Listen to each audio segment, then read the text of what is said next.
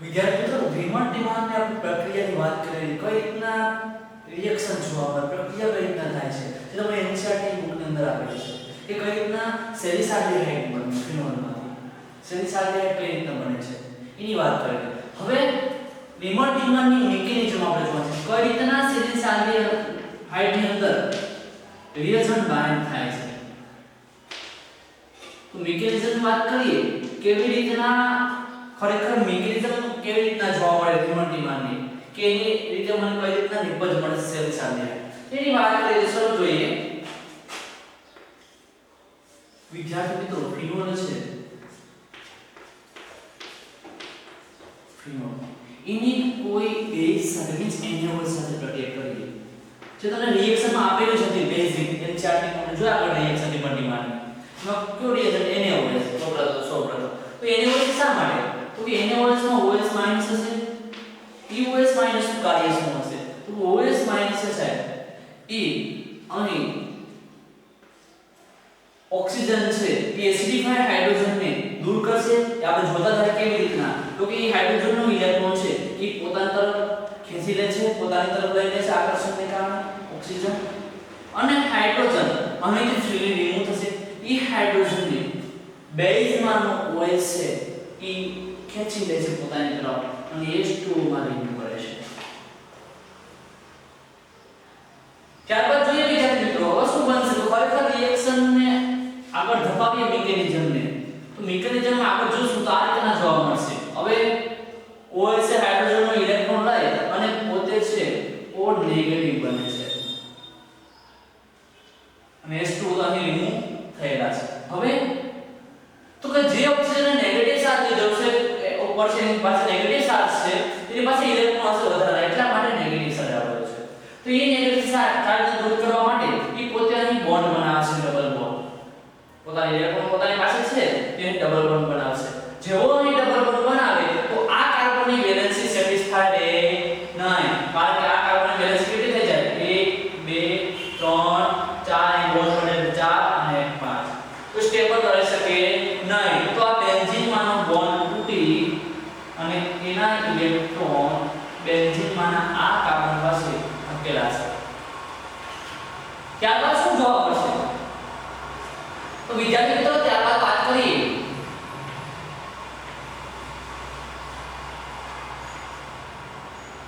Already આ બંધ તો ઓલરેડી પ્રેઝન્ટ છે અહીં ડબલ બોન્ડ આવેલા છે કેલા છે ઓક્સિજનના અહીં ડબલ બોન્ડ બનાવે છે ઓક્સિજન આ જેવો ડબલ બોન્ડ બનાવે કાર્બનની વેલેન્સી સેટિસ્ફાઈ ન રહે એટલા માટે આ બેન્ઝીનમાંના ડબલ બોન્ડ બ્રેક થાય અને અહીં આવશે આ બેન્ઝીનમાંના આ કાર્બન ઉપર આવશે નેગેટિવ ચાર્જ કારણ કે બોન્ડ તૂટેલા છે અને કાર્બન ઉપર નેગેટિવ ચાર્જ જનરેટ કરશે કે ત્યાં ઇલેક્ટ્રોન ધપાવશે આ બંને ઇલેક્ટ્રોન આ કાર્બન પર ટ્રાન્સફર કરશે તો એ કાર્બન ઉપર આવશે નેગેટિવ ચાર્જ બેન્ઝીન પર હવે જોજો મેન પાત્ર શું છે તો મેન ખરેખર આપણે છે કયો રિએજન્ટ વપરાય છે આ ક્રિયાને કયો રિએજન્ટ તો ક્લોરોફોર્મ પાર્ટ્સ લેતો હતો તો ક્લોરોફોર્મની વાત કરીએ અહીં આ યાદ રાખજો મેન મિકેનિઝમ કે ક્લોરોફોર્મ ખરેખર આ રીતના જોડાયેલો હોય કાર્બન Cl તો વાત કરીએ તો આ રીતના ક્લોરોફોર્મ જોવા મળે છે હવે ક્લોરોફોર્મની સૌપ્રથમ આ મિકેનિઝમ તો આપણે રિએજન્ટ મેળવશું ત્યારબાદ આપણે મને છે એ રિએજન્ટ અહીં નેગેટિવ ઉપર એટેક કરે છે તો અહીં જોઈએ પહેલા ક્લોરોફોર્મની આપણે બેઝ સાથે રિએક્શન કરાવીએ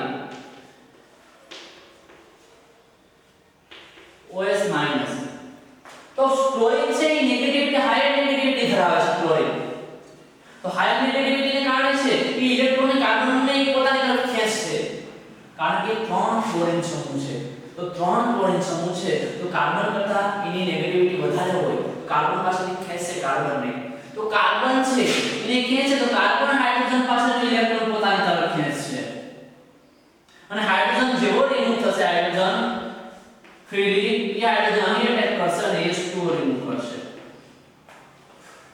હવે આ કાર્બન આ હાઇડ્રોજન ઇલેક્ટ્રોન લઈ લે છે તો પોતે કેવો બનેલો છે ઓલરેડી પોતે છે નેગેટિવ બની ચૂકેલો છે ઇલેક્ટ્રોન્સ અને નેગેટિવ બની ચૂકેલો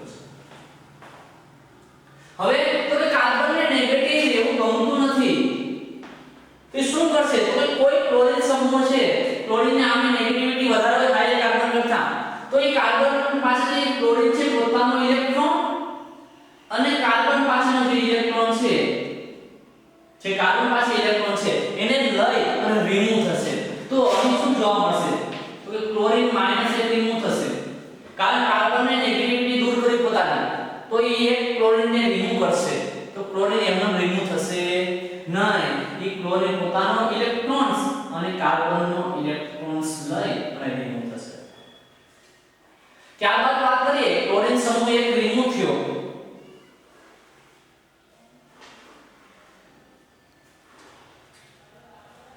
ત્યારબાદ જોઈએ ક્લોરીન એક રિમૂવ થયો. કારણ કાર્બન નેગેટિવ છે, નેગેટિવિટી દૂર કરે છે, ક્લોરીન એ રિમૂવ કરે છે. ક્લોરીન પોતાનો ઇલેક્ટ્રોન અને કાર્બનનો ઇલેક્ટ્રોન લઈ અને રિમૂવ થાય છે. તો હવે શું બનશે? તો હવે આપણો મેન કાર્બન ક્લોરીન ક્લોરીન હવે કાર્બન ક્લોરીન જે નેગેટિવ સાથે દૂર છે, કારણ કે એક ક્લોરીન રિમૂવ થયો, કાર્બનનો ઇલેક્ટ્રોન લઈ એટલા માટે કાર્બન ક્લોરીન સગાશે નહીં. આ બને છે આપણું ઇન્ટરમીડિયેટ. આને કહેવાય કાર્બન તરીકે પણ ઓળખી શકો. ડાયક્લોરોકાર્બન પણ કહી શકો. ડાયક્લોરો, બે ક્લોરીન છે એટલે આપણે ડાય અને શું છે ક્લોરીન, ડાયક્લોરો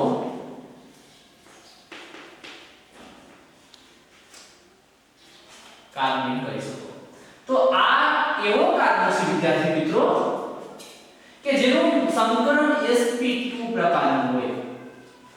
ઈ ક્યાંક જોવા મળે આ પ્રકારના કાર્બન જેનું સંકરણ sp2 પ્રકારનું હોય.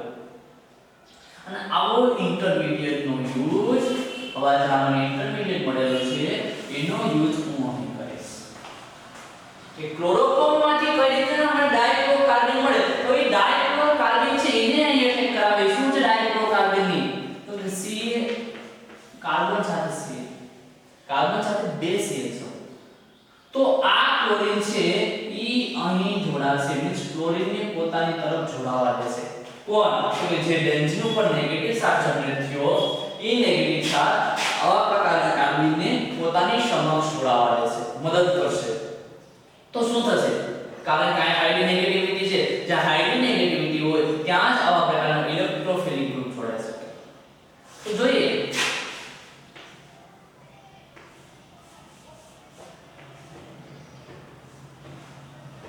અહીં તો CH છે ડબલ બોન્ડ ઓક્સિજન.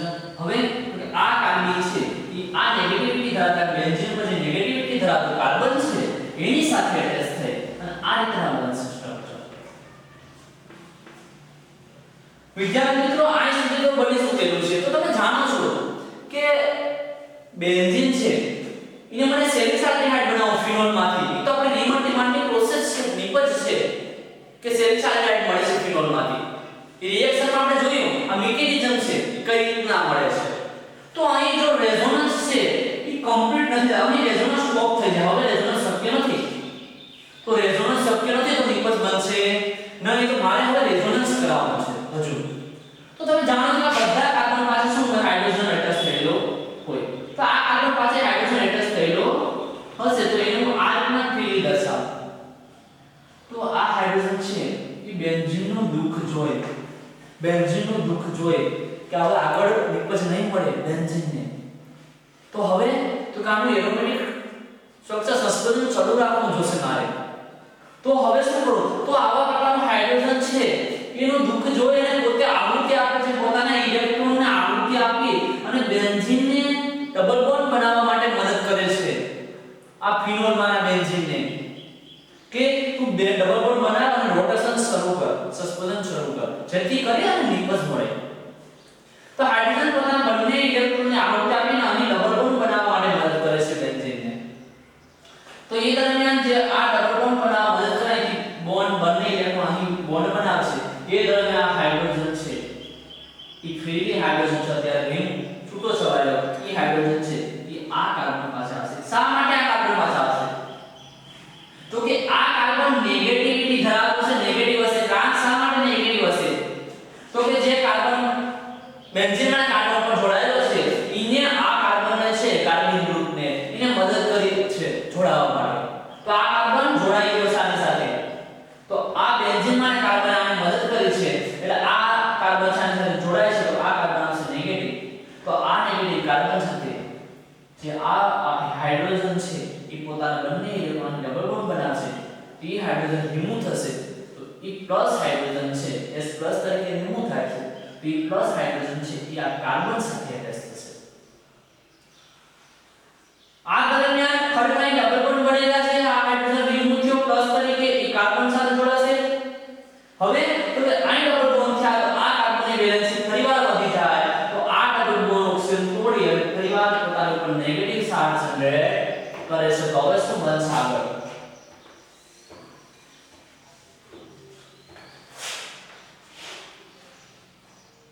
આગળ વાત કરીએ વિદ્યાર્થી મિત્રો ખરેખર આ રીતના સ્ટ્રક્ચર બંધારણ જોવા મળશે ઓલરેડી રોટેશન શક્ય થઈ ગયું ચાલુ ઓક્સિજન પોતાનો ઇલેક્ટ્રોન એક બોન્ડ તોડી અને પોતે નેગેટિવ બનશે આ હાઇડ્રોજન છે એ કાર્બન સાથે જોડાય છે આ રીતના બંને ક્લોરીન ગ્રુપ એટેચ થયેલા છે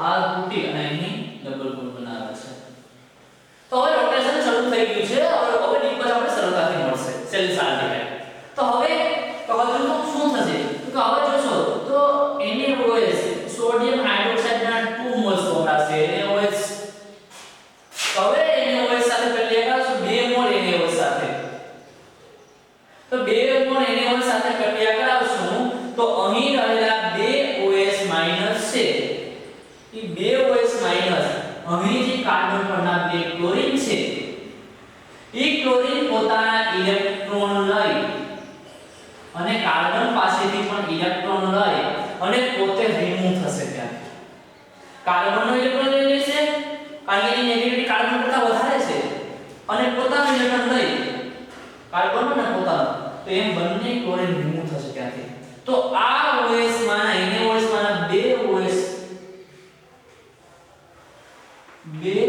સમૂહ છે 2 OH માઈનસ છે EOH માઈનસ આ ક્લોરીન છે કાર્બનનો પણ ઇલેક્ટ્રોન લઈ અને રિમૂવ થાય છે બંને ક્લોરીન તો બંને ક્લોરીન કાર્બનનો ઇલેક્ટ્રોન લઈ રિમૂવ થાય છે તો કાર્બન પાસે 2 વેલેન્સી ઓલરેડી ખાલી છે તો ઈ બંને વેલેન્સીમાં OH માઈનસ છે ઈ બંને જગ્યાએ જોડાય છે તો આ બંને OH માઈનસ છે ઈ આ કાર્બન પાસે એટેચ થશે અને સામાન્ય OH માઈનસ કાર્બન પોઝિટિવ બની ચૂકેલો છે ક્લોરીન રિમૂવ થાય પોતાનો ઇલેક્ટ્રોન લઈને પણ કાર્બનનો તો પોતે કાર્બન પોઝિટિવ હશે તો આ OH માઈનસ નેગેટિવ છે ઈ કાર્બન સાથે જોડાશે કારણ કે ક્લોરીન રિમૂવ થઈ ચૂકેલા છે તો ખરેખર ક્લોરીન રિમૂવ થશે તો અહીં 2Na અહીં 2 ક્લોરીન છે એટલે Cl 2NaCl રિમૂવ થશે હવે શું બનશે આ રીતના આપણો પ્રોડક્ટ એક બનશે ઓક્સિજન નેગેટિવ કાર્બન સાથે શું બાન્ડ થયેલું છે already 2 OH molecules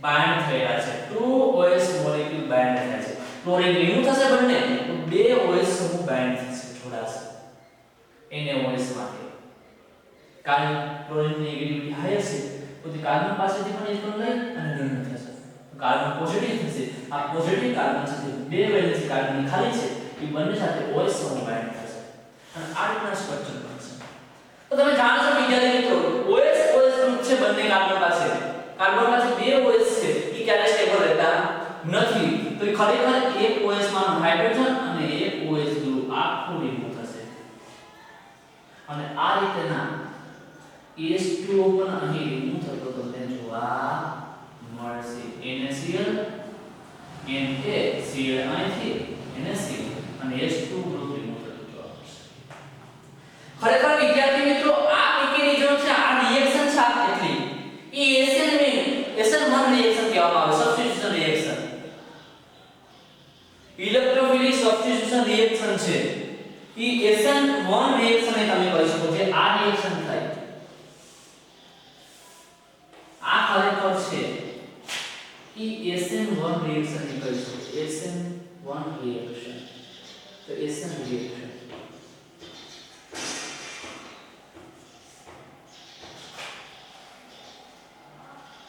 SN reaction પણ કહી શકો કે આ સબસ્ટિટ્યુટ સબસ્ટિટ્યુશન ન્યુક્લિયોફિલિક રિએક્શન છે, ઇલેક્ટ્રોફિલિક સબસ્ટિટ્યુશન રિએક્શન છે, જેને SN1 રિએક્શન કહી શકો.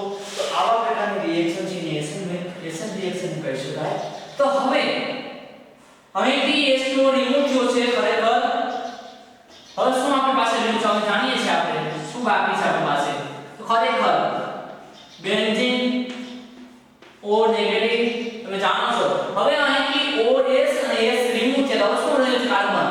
તો કે કાર્બન CS અને અહીંથી CSO આલ્ડીહાઇડ સમૂહ બાકી રહેલો છે જે અહીં દર્શાવ્યો છે. હવે શું થશે ખરેખર તો કે CHO ગ્રુપ અહીં એટેચ થયેલું છે, O નેગેટિવ ધરાવે છે. હવે નેગેટિવિટી ધરાવતો ઓક્સિજન છે બેન્ઝીન ઉપર એને મને છે એની ઉપર હવે પ્રક્રિયા કરશું કે એનું જો ઇલેક્ટ્રોફિલિક સબસ્ટિટ્યુશન મીન્સ એસિડિફિકેશન કરાવશું, પ્રોટોન આપશું આપણે તો એ OS માં કન્વર્ટ થઈ જશે જે આપણે જાણીએ છીએ. તો ખરેખર એનું છે પ્રોટોનેશન કરાવી S+ અથવા S2 ની મદદથી.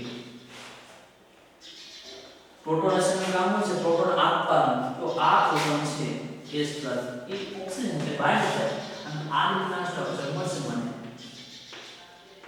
OS અને અહીં છે CSO. તો આ પ્રક્રિયાથી મને જો આપણે નિપજ મળી ચૂકેલી છે સેલિસાલ્ડિહાઇડ